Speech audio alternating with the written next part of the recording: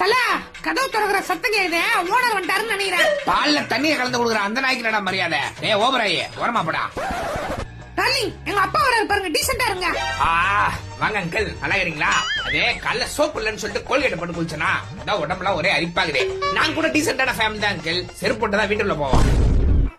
ஏய் ராக்கி, அந்த பையனை பாரு, செம்ம அழகாக்குறான். ஆமாண்டி மூனியம்மா, சரியான பீஸ் இல்ல?